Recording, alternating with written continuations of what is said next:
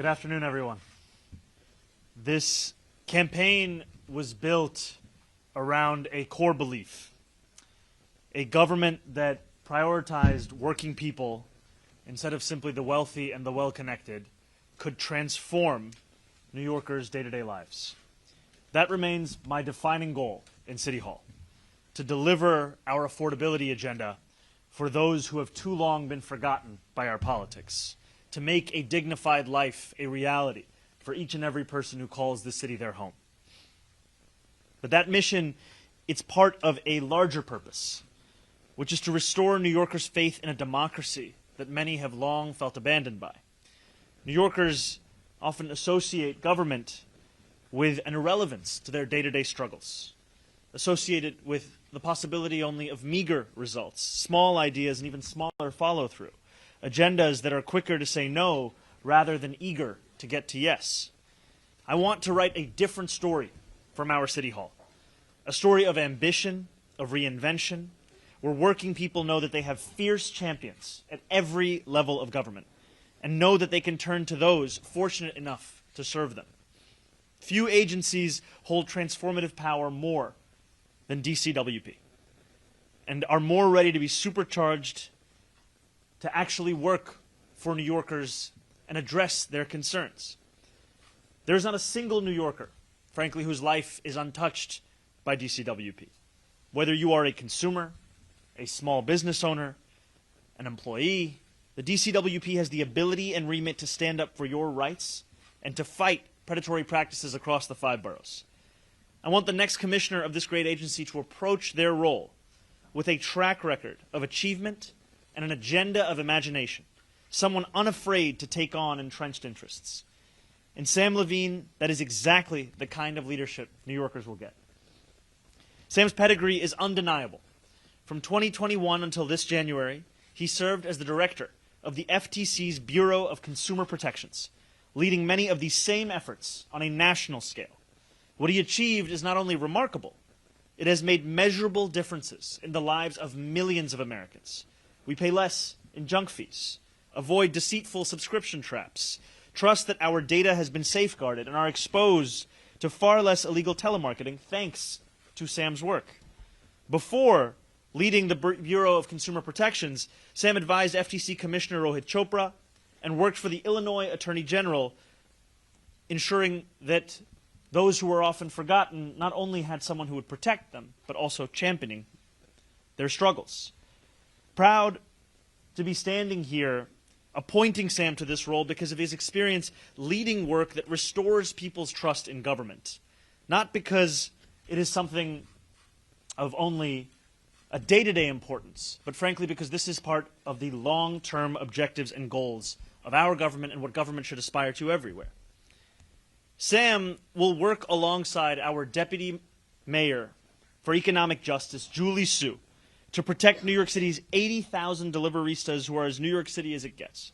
He will enforce the laws we have on the books now for consumers and workers alike. He will make DCWP a force to be reckoned with, one that refuses to allow corporations to treat their employees as expendable.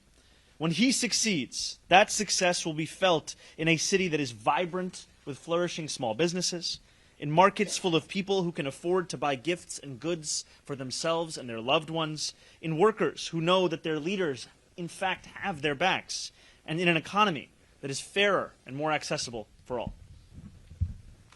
Congratulations, Mark. Thank you, Mayor Lett. Very well. Thank you, Mayor Lett, for the opportunity to serve as your next Commissioner of the Department of Consumer and Worker Protection. I'm a relatively new New Yorker, but my family has deep roots here. In fact, my grandmother, Eleanor Levy, grew up on the Lower East Side, just a few blocks from where I live today. She was a teacher here in the city, and it's a great honor to carry on that tradition of public service. I believe that the law is a tool for justice. It's not a static text, but a living and breathing instrument that has the power to transform the lives of working people. This belief has driven my work across these last 2 decades, from spearheading efforts to challenge illegal foreclosures when I was in law school, to taking on predatory for-profit schools as an assistant attorney general, returning millions of dollars to defrauded students. I believe the law is how we hold bad actors accountable. This is the work I was so proud to lead as director of the Bureau of Consumer Protection at the Federal Trade Commission. In that role, I took on Grubhub for exploiting delivery drivers and restaurants, Care.com for misleading home health care workers, Amazon and its top executives for trapping people in subscriptions they didn't want, Meta and TikTok for stealing our data and putting our children at risk. And I fought to close loopholes that let scammers and predatory lenders prey on small businesses with impunity. I believe that city government cannot be a passive bystander as corporations scheme to exploit working New Yorkers. I believe we must be relentless, diligent, and innovative in how we defend the people who built the city and call it home. The need for strong leadership at the Department of Consumer and Worker Protection is at an all-time high. Millions of New Yorkers are being crushed by the cost of living crisis. The 80,000 deliveristas who weave about Manhattan and Brooklyn delivering food and medicine. The thousands of working-class taxi drivers who take us to the airport and to our friends' homes. Tenants struggling with junk fees on top of sky-high rent. The bodegas who line our street corners, the bodegas we start and end our days at. These working-class New Yorkers are the very heart of this city. There is simply no New York without them. And it is time they have a city government that has their back. As Commissioner for the Department of Consumer and Worker Protection, I'll make sure that every gig worker, small business owner, independent contractor, and consumer knows their rights and knows with confidence that they have a champion in the city government. Gone are the days when companies like Instacart and DoorDash can bully their way into record profits on the backs of workers and consumers. Gone are the days when laws like just cause protections are allowed to be overlooked or forgotten. Gone are the days when we let key economic justice tools collect dust instead of using them to advance fairness for working people. I want to thank two of my colleagues and role models who have demonstrated that the world we dream of is within reach. Lena Khan, who served as chair of the FTC, now as co-chair of the transition team, and Rohit Chopra, who I served at the FTC and most recently led the Consumer Financial Protection Bureau. I also want to say, to the community organizations who have been leading this work long before me, I am so looking forward to hearing from you about your fight and to joining it alongside you. To Workers United, Workers Justice Project, Street Vendor Project, National Domestic Workers Alliance, Bronx Works, and the Deliveristas who power the city, thank you to all you have done for keeping the dream of New York City alive. To our union partners, like UAW, 32BJ, and HTC, you have set standards for entire industries through collective bargaining, new organizing, and innovative policy and legislation. All New Yorkers benefit from your efforts, and I am looking forward to this continued partnership. To Julie Su, the incoming deputy mayor for economic justice, I have so much faith in your ability to keep the spotlight on working people bright, and I'm ready to serve alongside you. Lastly, I want to thank the people of New York for putting their trust in me. I look forward to getting to work. Thanks very much.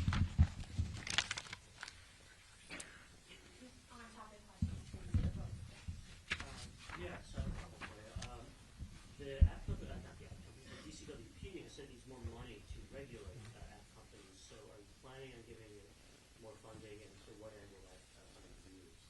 We have made a commitment over the course of the campaign that we intend to fulfill of doubling the funding that DCWP has, and the questions of specific allocations are conversations that I'll be having with our commissioner and our deputy mayor. And what do you think with that expanded funding the DCWP can do to keep workers safe on the streets, keep pedestrians safe when they're walking around? I think we've seen time and time again that the efficacy of a law or a protection can only be measured by the knowledge of it and the use of it.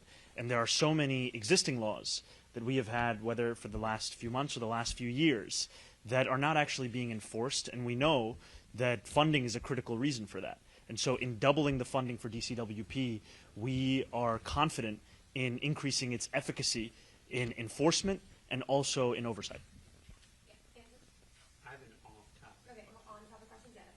Hi, Sam Worthington, Please. could you just say a little more about these legal authorities? I know some reported that Congress is working on this in transition as well.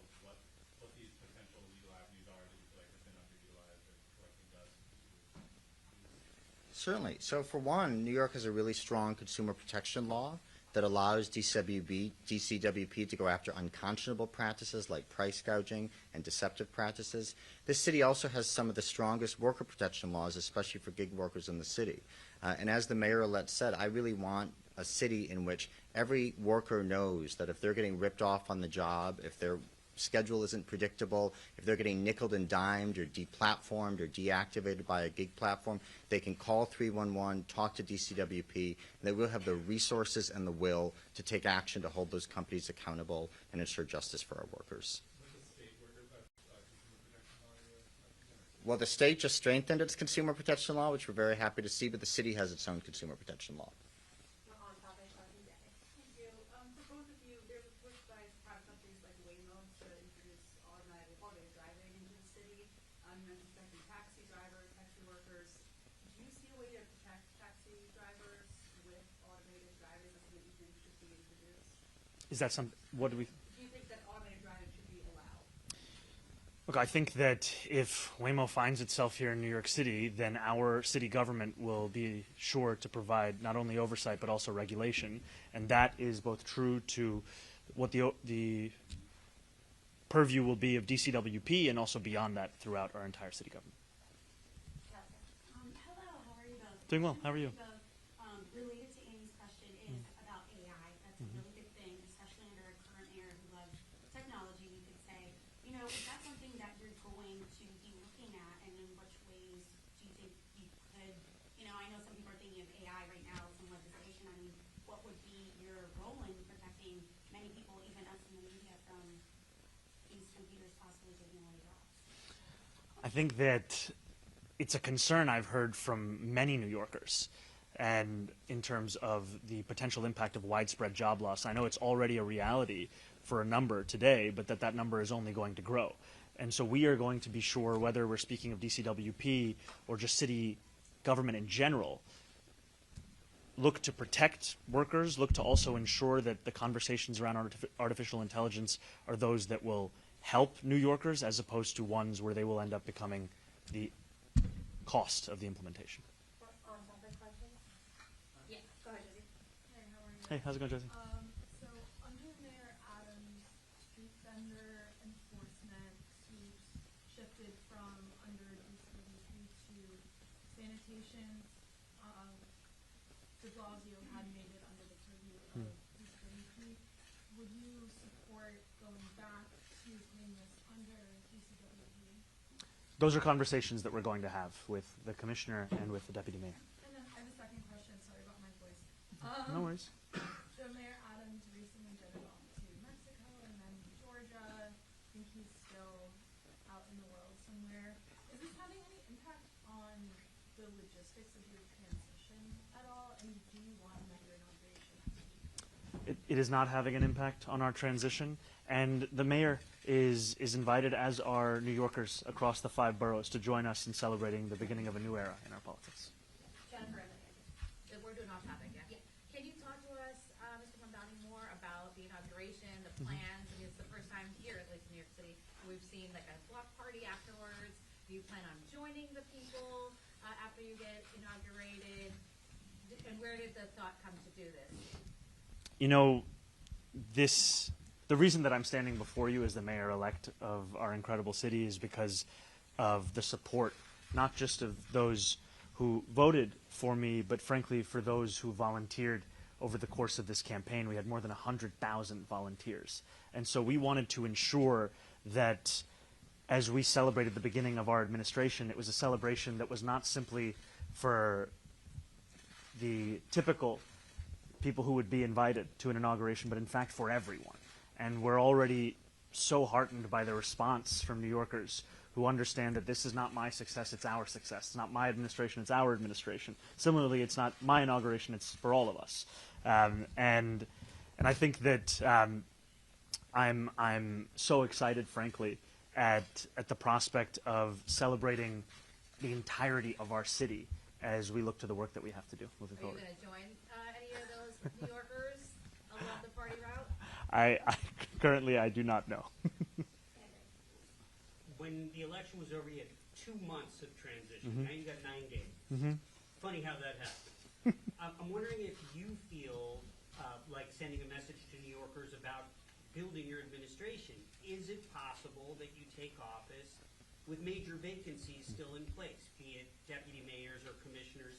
And if that happens, what should New Yorkers take away from that? We are fully confident in the team that we are assembling and in the pace at which we are assembling it. When we take office on January 1st, we will have our cabinet ready to deliver for New Yorkers, and there will obviously be appointments that continue beyond that time, as it always does under other administrations, but we will have the people in place necessary to start to deliver not only on our affordability agenda, but frankly, to deliver on the day-to-day services that New Yorkers require. Yeah, Maureen. Just wondering where you're going to be having your secret swearing in at midnight. And then for this 4,000 people, spill the secret. But for this 4,000 people that are getting tickets to the actual ceremony, who are those people? Can anyone apply for those tickets? And then what sort of security precautions are there going to be for the block party? Do you guys know how many officers you guys are going to have? Will there be barricades? So forth. So I can't tell you the specifics in terms of the number of officers, but I am deeply thankful to the NYPD for their work in protecting New Yorkers and the work that they will do on that day, and also protecting New Yorkers and ensuring it's a day of celebration. And the New Yorkers that the 4,000 New Yorkers will be ones that we invite. However, the block party is an invitation to all. And then your final question, I think, the swearing in at 12:01. Those are details we will be releasing soon. We all saw Kat Acosta step down, and I think you might be aware the ADL just released a report on on the more than 400 people you appointed to transition committees. Among that report, they identified Ms. Ansari, who posted a cartoon depicting Israel as a dog. There was another person on the Committee on Worker Justice, Kazi Fuzia, who said resistance is justified hours after October 7th. Someone else saying Zionism is racism from the Committee on Legal Affairs. Someone from the Committee on Worker Justice who shared a post that said Zionists are worse than the Inquisition and the Nazis. Will the policy of your administration be to reject candidates who are actually hired to your administration when they express anti-Semitic positions or have anti-Semitic statements in the past? Are you going to automatically reject them from your administration? And then were any of these statements or these people that I identified or that were identified in the report, were these already flagged or identified by your transition team? So I have always spoken out against anti-Semitism and hatred in any form and have made it clear that the commitment I have made to protect New Yorkers, to protect Jewish New Yorkers, is one that I will uphold as the next mayor of this city. And we must distinguish between anti-Semitism and criticism of the Israeli government. The ADL's report oftentimes ignores this distinction, and in doing so, it draws attention away from the very real crisis of anti-Semitism we see not only just in our city, but in the country at large. And this is a team we are speaking of more than 400 New Yorkers that we have assembled to advise on the transition. These are committees, 17 of which that range from worker justice to the importance of the arts. And we will continue to build an administration of appointees that reflect not only our commitments, but also the fulfillment of our affordability agenda. But did any of those examples I read, or in the report, if your team looked at it, did any of those go too far to where you said, okay, this is kind of anti-Semitic? I think there's no tolerance for anti-Semitism, and also when we're thinking about critiques of Zionism and different forms of political expression, as much of what this report focuses on, there's a wide variety of political opinion, even within our own 400-plus transition committee, on the Israeli government and its conduct. Yeah, please. I was on the transition committee. I'm also a Jewish New Yorker. I have every confidence that the mayor-elect will be a mayor for all New Yorkers. If I had any doubt whatsoever, I would not be standing here today.